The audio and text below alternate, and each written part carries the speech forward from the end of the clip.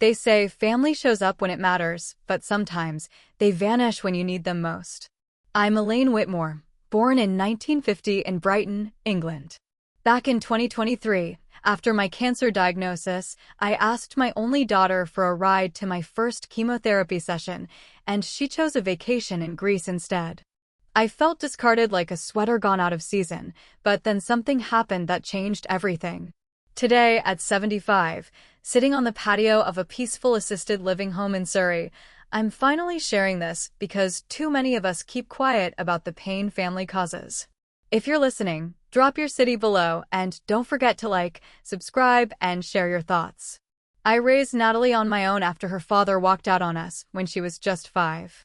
I worked double shifts at the bakery and cleaned offices at night, barely getting more than 4 hours of sleep. Every new pair of shoes she wore, every dance recital, every packed lunch, I poured everything into that girl. I didn't complain. I didn't have the time or energy to. I loved her too much to ever keep score. When she graduated from university and married that sharp-suited banker from Sydney, I was the proudest mother alive. She promised me then, with tears in her eyes, "Mom, everything you did, I'll repay. I'll take care of you someday." I believed her. I really did. For years, I watched her grow into a mother herself. 2 lovely children, a beautiful home, expensive holidays. But slowly, almost too slowly to notice at first, I began to realize I had been tucked away into a corner of her life like an afterthought. My diagnosis came on a chilly morning in late October. I had been feeling weak for months, but I thought it was just age. The doctor sat me down and uttered the word that rattled my bones: lymphoma. I felt as if I had stepped outside my body. He explained treatment options, mentioned chemotherapy, spoke of stages and success rates. But all I could hear was the echo of my daughter's voice promising to be there when I needed her most. I waited 2 days before calling her. I didn't want to ruin her weekend. Yes, even in my pain, I was still considerate. When I finally told her, she gasped, then quickly went quiet. "Oh, Mom, I'm so sorry to hear that. That must be so hard." And then the excuse: "We've just booked a 2-week family trip to Santorini. We fly out next Wednesday." I remember gripping the phone so tightly, my knuckles went white. "Next Wednesday is my first chemotherapy appointment, love. I was hoping you could drive me there, just the first one." She sighed. "Mom, you know we've been planning this for months. The kids have been looking forward to it. Can't the clinic arrange a shuttle or something?" It wasn't just her words that stung, it was the indifference in her tone. The detachment.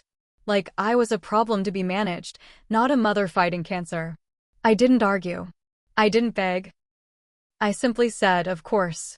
Go enjoy your holiday." And that was that. The morning of my first treatment, I buttoned up my wool coat, tucked my scarf tight around my neck, and waited outside for the hospital shuttle I had arranged myself. As the van pulled up, I glanced down at my phone. No message from Natalie. No, "Thinking of you, Mom." Nothing. I climbed in and sat beside a kind elderly man named Bernard who offered me a mint and told me jokes to make me smile. Strangers showed me more warmth that day than my own child. That shuttle ride became a ritual. Twice a week, I rode silently through the streets of Brighton, watching the world blur by while chemotherapy tried to wage war inside me. The driver, Claire, began to learn my name and even brought me ginger biscuits once to help with the nausea. Those small gestures held me together. One day, while waiting for Claire outside the clinic, I scrolled through social media to distract myself from the burning in my veins. There they were, Natalie, her husband Andrew, and their children smiling by the Aegean Sea. Matching white outfits, golden sunsets, cocktails in hand. Family goals. My hands trembled, not from the treatment, but from the hollowness that gnawed at me. How could someone who came from my body, someone I once held through fevers and nightmares, choose a sunset over my suffering? I stopped liking her posts after that.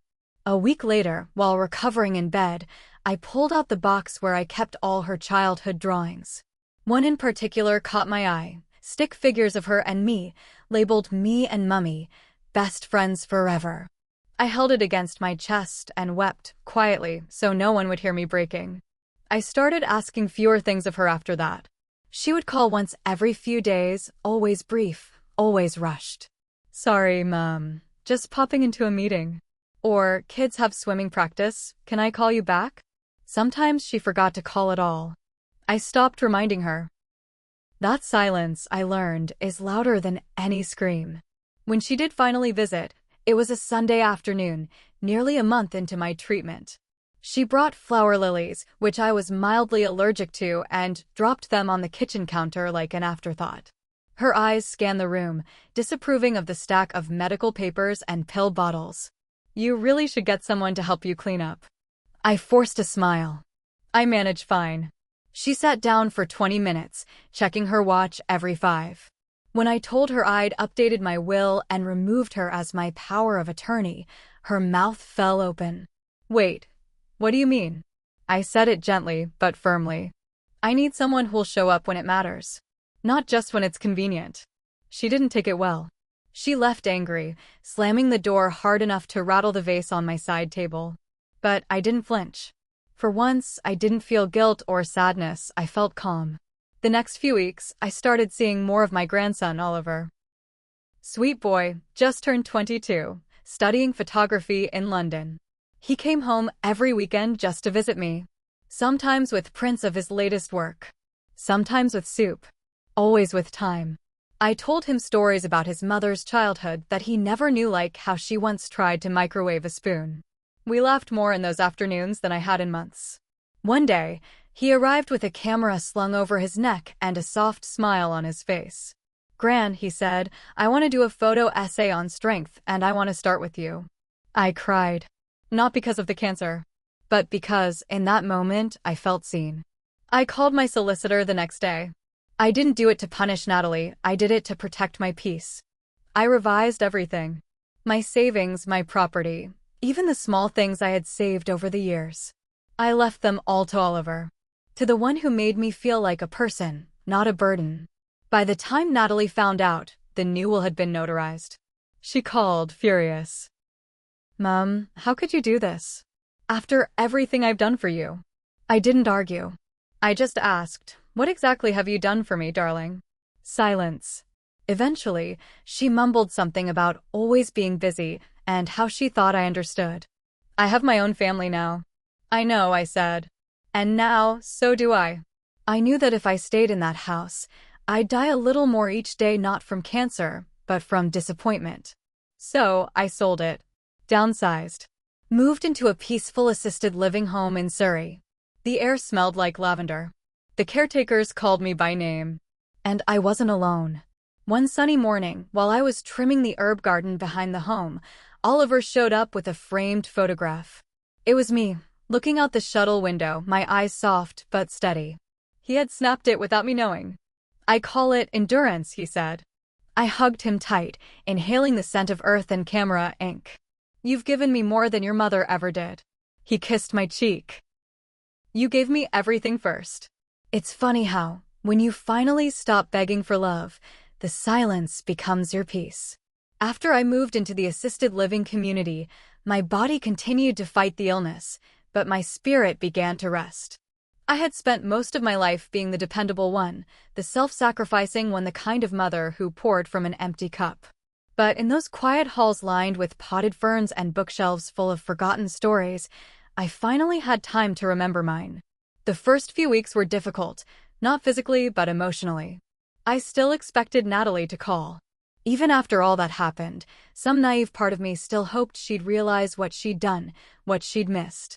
But the phone stayed silent. And slowly, that silence became a wall I stopped trying to climb over. Instead, I found myself waking up early to water the window plants, enjoying breakfast with other residents, and writing letters I never intended to send. Oliver kept coming.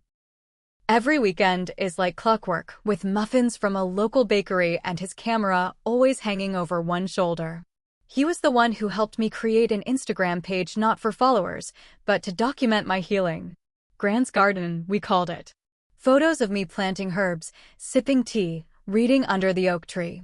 The comments rolled in from strangers who wrote things like, "Your strength reminds me of my mom," or "I wish my grandma could have seen this." It gave me something to look forward to, something that wasn't tied to chemo or blood work. One day, while sipping chamomile tea in the library lounge, the receptionist came to find me. "Elaine, dear, there's someone here to see you." I already knew who it was. Natalie never announced herself, not anymore. She walked in wearing oversized sunglasses and a coat too fashionable for spring. Her face was taut, not with grief or guilt, but with panic. "Mom," she said, her voice too sweet, too deliberate. "I heard you sold the house. I just wanted to check in, see how you're managing." I smiled and gestured to the chair across from me. "I'm managing very well, thank you." There was an awkward silence, and then she launched into it. "Andrew and I have been thinking about retirement plans, and the kids are considering university abroad. Things are tight, financially." I sipped my tea. "You're always planning something." She leaned forward. "Mom, Oliver told me about the will." There it was. The reason for the sudden visit. "Yes," I said calmly. "I changed it." "But why?" Her voice cracked then, like she finally remembered how to sound human. "I'm your daughter." I set my cup down gently. "And yet, when I needed you most, you chose Greece." She stared at me like she didn't understand. Maybe she truly didn't. Maybe she'd spent so long believing I'd always be there, no matter what, that the thought of me choosing differently felt like betrayal. I had kids. A job. A marriage. "I was juggling a lot," she murmured, softer now. "So was I replied. "Except I was juggling all of that and you. Alone." She didn't say anything after that. Just stood, awkward and fidgety. Before she left, she glanced around at the room with its daffodil-patterned curtains and community bookshelf. "This place is nice. Smaller than your house. Peace takes up less space," I said. She didn't hug me, just nodded and left. I didn't watch her go. That was the last time I saw her. Some might say I was harsh, that a mother should forgive endlessly. But there's a difference between forgiveness and permission. I had forgiven her long before that day. I just stopped permitting her to hurt me. Time passed gently after that. I completed my chemo cycles. The doctors said it was a miracle how my body responded. I called it the absence of stress. I started painting again, simple watercolors, mostly nature. Oliver built me a small website where we sold prints. Not for profit, but to raise money for other elderly women battling cancer without family support. The project caught attention. A journalist from the local paper came to interview me, asking about my story. I told it truthfully, not to shame my daughter, but to uplift people like me who feel invisible.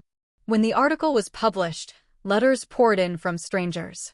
Some told me I reminded them of their mothers. Others said I gave them the courage to set boundaries with toxic relatives. One woman even visited me all the way from Wales just to bring a painting of daffodils. "For your peace," she said. And still, Natalie stayed away. Sometimes, I wondered if she read the article. If she'd seen the headlines, "Cancer survivor finds strength in letting go." Maybe she did. Maybe she resented it. But I no longer needed her reaction to validate my truth. Oliver graduated that summer, top of his class. He brought his degree to show me before he even showed his parents. We took a photo together of him in his cap and gown, me holding his arm like he was the proud one. I framed that photo and placed it beside my bed. One day, while organizing old files, I found a forgotten birthday card from Natalie, dated 10 years prior. "You're my hero, Mom," it read. I stared at the handwriting, wondering when those words stopped being real. Then I folded the card and placed it in the drawer. Not out of anger. Just closure. There were difficult nights, of course. Nights when the pain came back and the wind howled too loud outside. Nights when the scent of lilies made me flinch. But they passed. And each morning after, I found more reasons to keep going. One rainy afternoon, Oliver arrived holding something behind his back. "What are you hiding?" I asked. He grinned and handed me a hardcover book with my story, printed and bound. "I thought your journey deserved more than a folder of old photos and news clippings." I flipped through the pages, stunned. My words, my voice, my truth immortalized. "Gran," he said gently, "your strength helped me understand what love actually looks like." Tears welled in my eyes. Not from sadness, but from the overwhelming beauty of being understood. of being valued, not because someone had to, but because they wanted to. That night, I sat by the window with my book on my lap and tea cooling beside me. The rain tapped against the glass, rhythmic and soft. I closed my eyes and let it play like a lullaby. If there's one thing I've learned, it's that biology doesn't always guarantee loyalty. Love is shown in presence, not promises. And sometimes, peace is found not in holding on, but in letting go. To anyone out there listening, don't wait for someone to love you better. Love yourself enough to walk away when they don't. Surround yourself with those who choose you, not just when it's easy, but especially when it's hard. And if you're hearing this right now, don't forget to like the video, subscribe to the channel, share it with someone who needs to hear it, and drop your story or lesson in the comments below. You never know who you might help. Moral lesson. True peace begins when we stop chasing those who abandoned us and begin embracing those who show up with love, consistently and quietly.